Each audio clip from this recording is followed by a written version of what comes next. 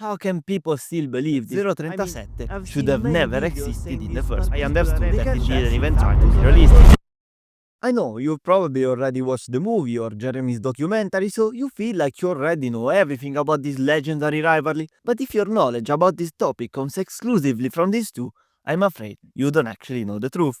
There's no blame on you, really. I thought I knew everything about it too after watching the Grand Tours episode, but as soon as I watched the movie, I was left with more questions than when I entered the theater. Characters Jeremy never mentions, Fiorio depicted as a depressed bloke, races skipped, well, you get the point. As soon as the movie ended, I was sure one of them was lying. Turns out, they were both. And worse, not even something they both agreed on actually happened.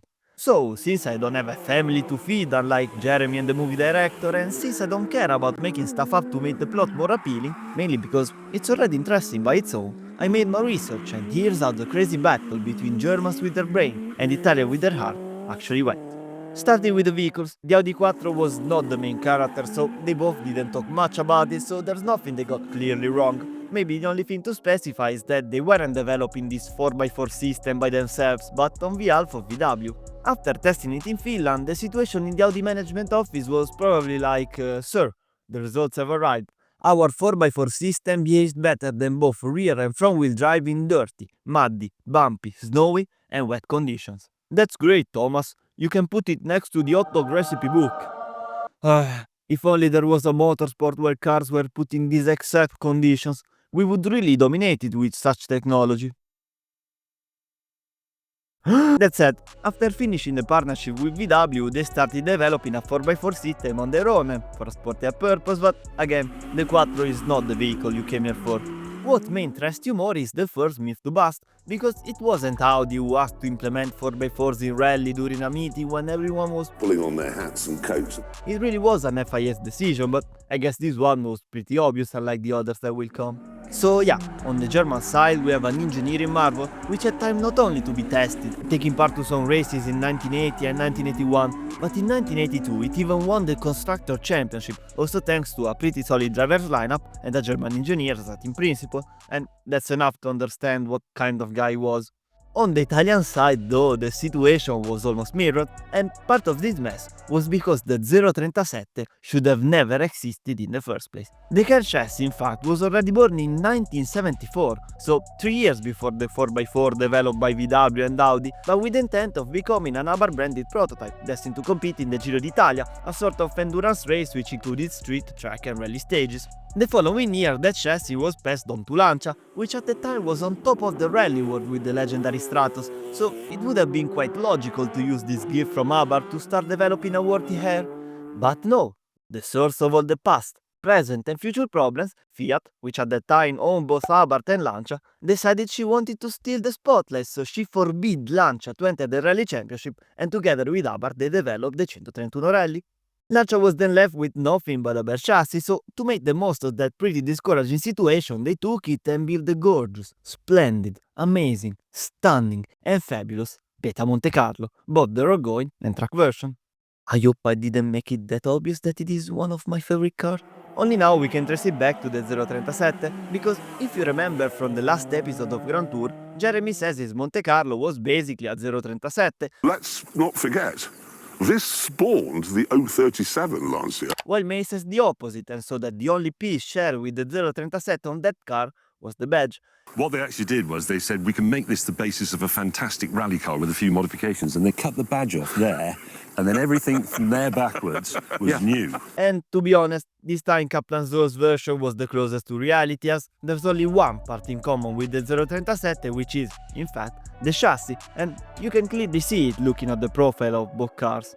So, in Turin in 1980, the news arrived that the Rally Championship would have welcomed a new set of regulations, the Group B rules, and this was enough for Fiat to finally understand that it was the best moment to put Lancia back to where it belonged. The postal service in Italy, though, isn't exactly known for its reliability, and I know that firsthand thanks to all those Amazon orders that never showed up, but the point is, if the letter about the new regulations arrived, the one about how with a 4x4 you basically had no chance to win clearly didn't, and in fact with a bare skeleton of a car and so with a blank sheet as a starting point, Sergio Limone, the main designer of the 037, decided to stick to the good old rear-wheel drive.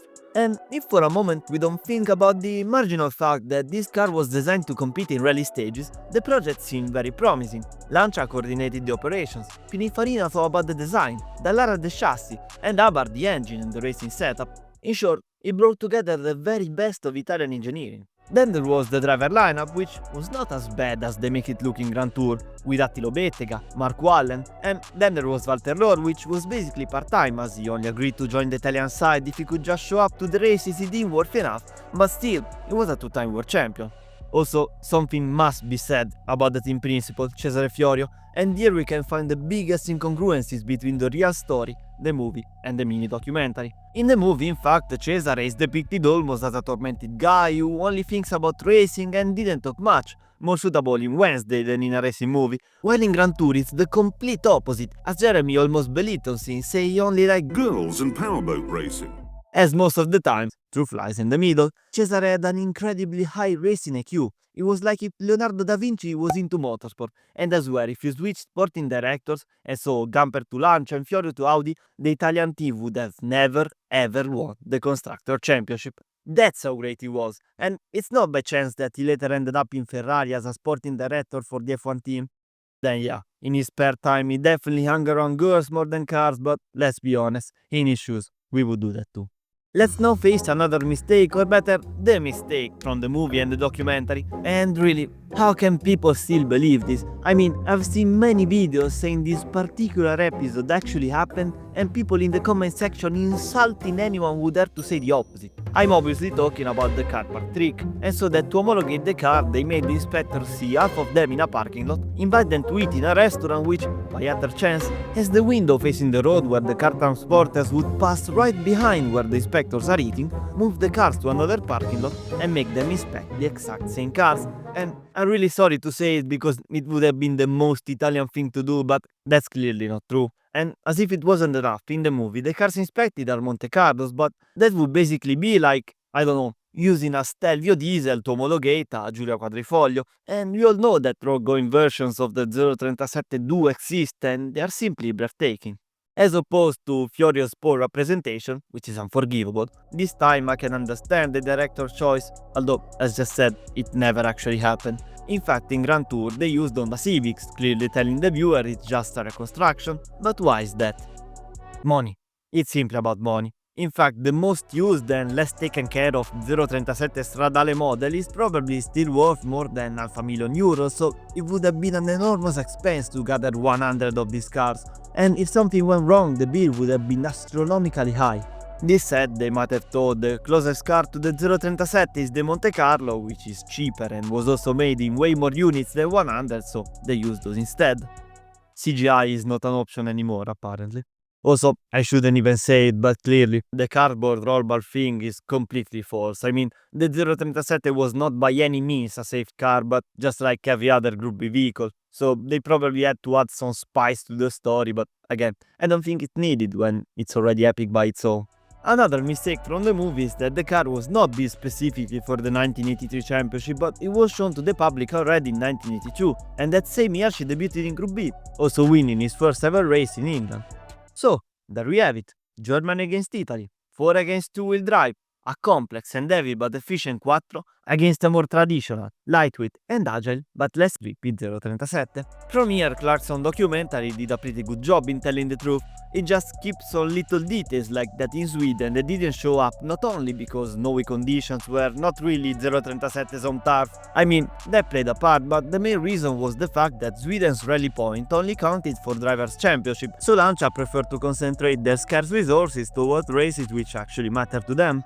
This lack of interest in the Drivers' Championship can leave many confused, but it is mainly because it was something relatively new. It was officially introduced in 1979, and as opposed to F1 nowadays, it was the team, the car that ended up on children's bedroom walls, not the drivers. I mean, maybe the only exception now is Ferrari, but I don't think that the Orange Army celebrates as much when Max's teammate finishes higher than Max, or again, I don't think many of them have the RB19 on their bedroom wall.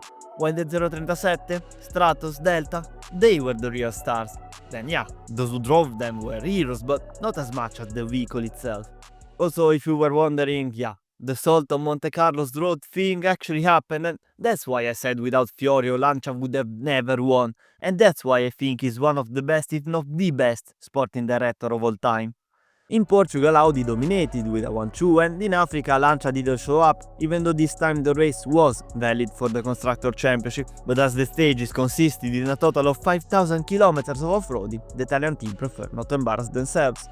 Corsica was the all-or-nothing race for Lancia, which actually showed up with 4037 as Clarkson said, but in total there were 6, as one was brought by a satellite team and one by a private. And although Audi turned up with an upgraded version of the Quattro, they simply couldn't beat the Italian machine on tarmac. With the first 4 positions secured and Audi's double DNF, Lancia was now leading the scoreboard, and they even widened the gap with the unexpected victories in Greece and New Zealand, but after Argentina and Finland, where Audi did respectively a 1-2-3-4 and a 1-2, the distance between Lancia in first place and Audi in second consisted in just 2 points. In Sanremo all went well for Lancia during the first stages as they were on tarmac, expecting to lose some terrain in the off-road stages, but the drivers there did so well that Ronald Gamper actually took his helicopter, flew to Lancia's base and went under a 037 to see if it actually was two-wheel drive, and it really was. It was just a fine-tuned machine driven by astonishingly good pilots, built and operated between the greyest zones of the regulations. With this 1-2-3, Lancia won the Constructor Championship, so they didn't bother showing up to the last 2 races, yet still WOLTER, despite competing in only half the events, managed to finish second in the Drivers' Championship. Regarding the movie, I don't even bother saying what's wrong with the actual season, because after seeing that a pilot stopped in the middle of a stage to chat with a beekeeper, I understood that it didn't even try to be realistic. There were also races missed, characters which never existed, racing dynamic that can never happen in a rally stage and so on, so yeah. Jeremy's documentary is more accurate than the movie in general, he just invented something here and there, but for the actual season, he did a pretty good job. If you enjoyed the video, like and subscribe, and I'll see you in the next one. Ciao bello!